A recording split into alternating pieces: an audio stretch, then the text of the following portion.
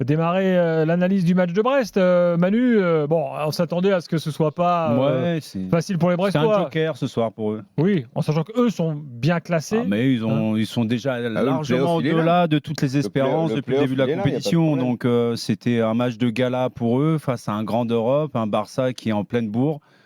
Donc quelque part, tu te dis, t'espérais pas grand-chose, même si quelque part tu te dis, si pourquoi, peut-être ils sont capables de faire encore une petite surprise, mais après un bon début de match, derrière, la réalité a repris.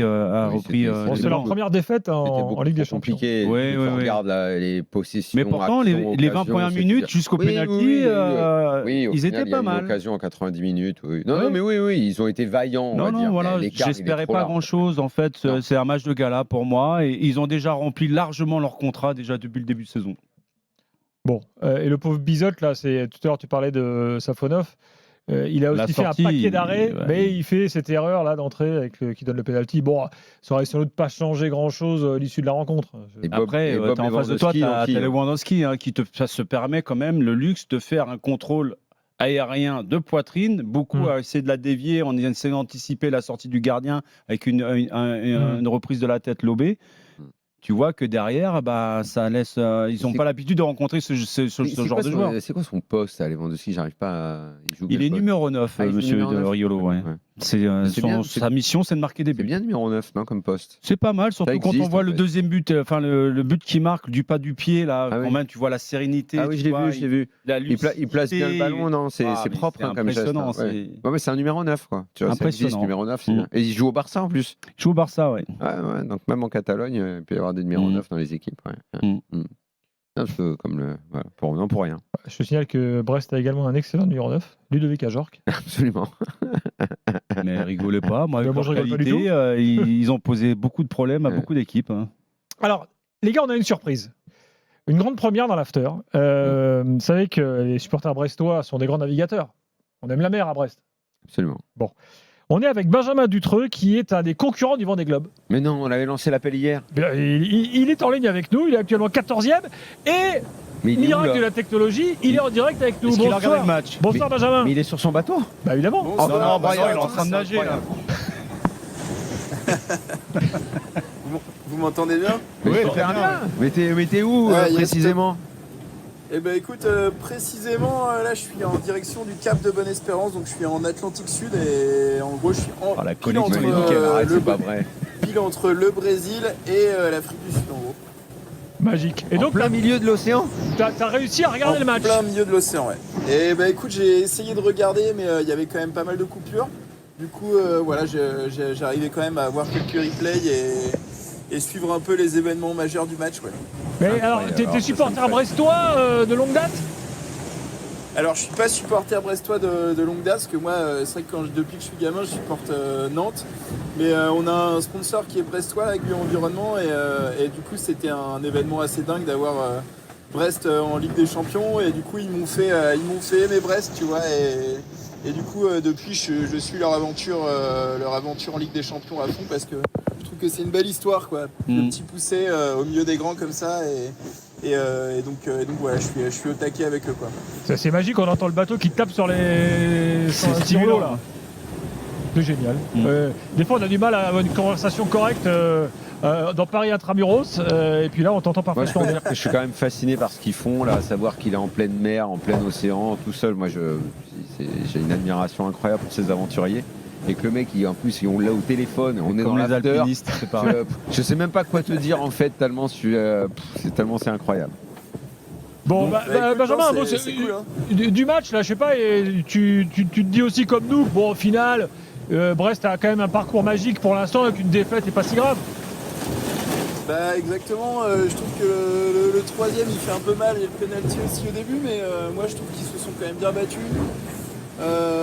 Tu vois, les allers-retours ils les ont fait, il n'y a pas un moment où ils ont un peu accusé, je pense que physiquement ça devait pourtant être pas évident, mais il n'y a aucun moment où ils ont baissé les bras, et donc voilà, moi c'est ce que je retiens. Après, voilà, j'ai discuté un peu avec notre sponsor qui était à Barcelone là-bas, sur place, par WhatsApp, et il me disait que c'était impressionnant quand même de voir cette équipe du Barça jouer en phase de compte.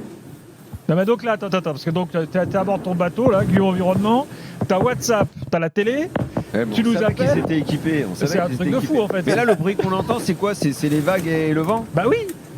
Non mais Ouais, Daniel... exactement, ça c'est les vagues qui tapent contre le bateau. C'est sur l'eau, c'est incroyable. Attends, le mec il est en pleine mer, tu te rends compte? Benjamin, là. Moi, quand je m'éloigne à 5 mètres du bord, je suis en flip qu'il y a un requin et lui il est. et lui il est entre. T'imagines, il est figure de petit plancton. Il est entre les deux continents, il est en plein milieu. Donc ça veut dire que là t'es à la même heure que nous là. Pour toi il est 23h59. Mais tu sais, moi dans l'eau, je fais pas le mal non plus, hein. Je suis sur le bateau quand même. Mais écoute, il s'en fout de l'heure qu'il est, ça l'intéresse pas l'heure qu'il est, lui. C'est toi. En tout cas, il fait nuit. Et ouais, il est chez moi, il est 23h là. Non, moi, je fonctionne sur l'heure TU là. Ah, voilà. D'accord. Je voulais savoir comment tu gères ton sommeil cette nuit là par exemple.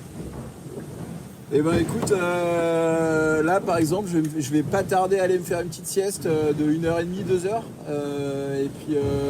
Et puis après, bah, tu vois, je mets plein d'alarmes, donc comme ça, si le vent il change de direction, s'il y a des bateaux que je croise ou quoi, et ben ça va sonner.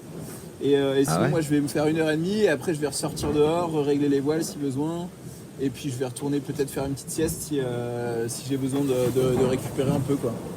Bon. Bah, c'est magique. Merci en tout cas d'avoir été connecté comme ça avec nous depuis l'Atlantique Sud. Ouais, bonne continuation. Donc, concurrent du Vendée Globe. Et je veux dire, je connais pas moi qui est fort, pas fort et tout. Tu peux gagner ou t'es pas là pour gagner ou t'es quoi? C'est quoi l'histoire? T'es dans les favoris? T'es pas favori? T'es pas le Paris Saint-Germain du Vendée Globe? Ouais, non, on n'est pas du tout. Tu vois, on est plutôt le Brest de la Ligue des Champions, tu vois. Ah d'accord. Ok. Ouais, voilà. Bravo quand même. Non. Ouais, maintenant je vais te soutenir, je m'en fous, je soutiens toi, les autres ne l'ont pas appelé, hein. Moi je te soutiens. Hein. Eh ben trop bien, écoute, tu fais ça et moi je me bats pour essayer de rentrer dans le top 10, tu vois, donc on va génial, bravo, voilà. Bonne chance. Bravo Benjamin, allez, bon Vendée Globe. Merci. Sécurité. À très bientôt. Soirée.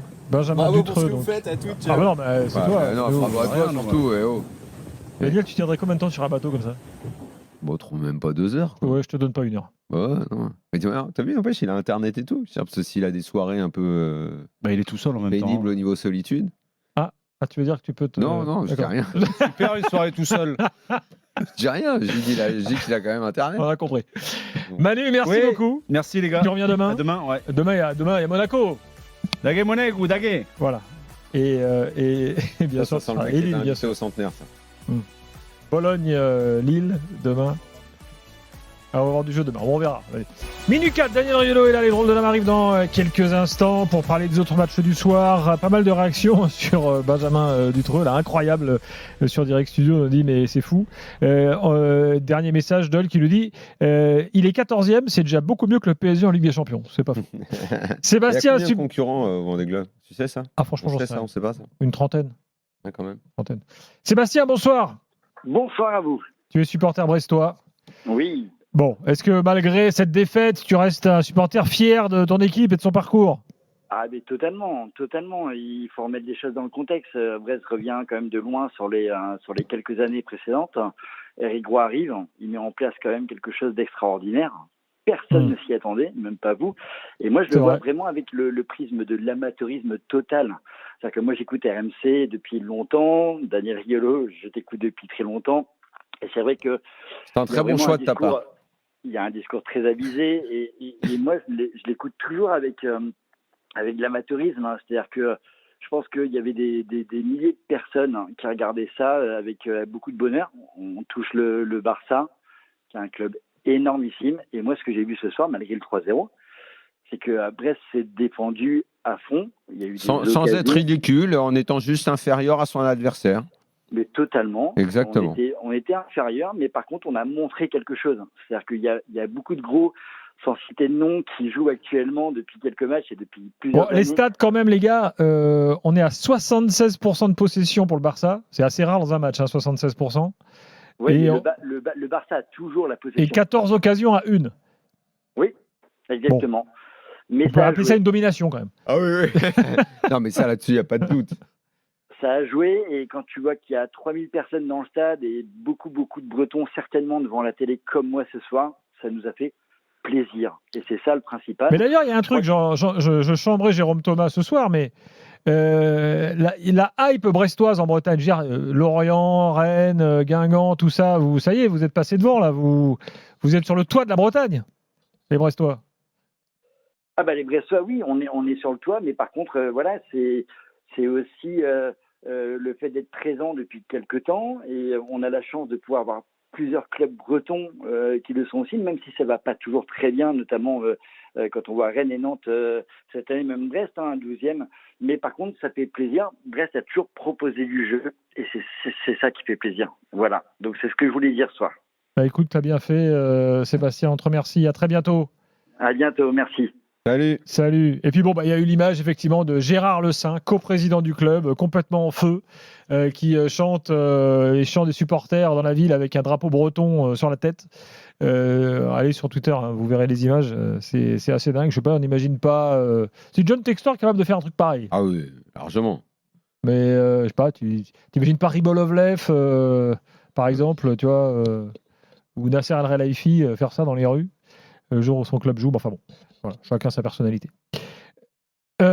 Sur Brest, Daniel, tu veux rajouter un truc? Non, j'ai tout dit. Difficile de faire une évaluation. Parce je veux voir les autres matchs et qu'ils grappillent encore. Je pense qu'ils peuvent gratter sur les 3 matchs encore 3 points. Vraiment, là, je vais au bas mot et conforter la place dans le play-off, ce qui sera une performance absolument incroyable pour ce club. Voilà, là les Brestois sont 9e du classement. Hein, bon, tous les matchs de la journée n'ont pas été joués, hein, donc on fera les comptes. On fera les comptes demain pour Brest. Je regarde juste le calendrier pour être bien calé et vous dire que le prochain match de Ligue des Champions de Brest, ce sera face au PSV Eindhoven. Donc début décembre, Brest recevra le PSV Eindhoven avant d'aller au Shakhtar. Ça se jouera à Gelsenkirchen et de recevoir le Real dans un feu d'artifice final fin janvier.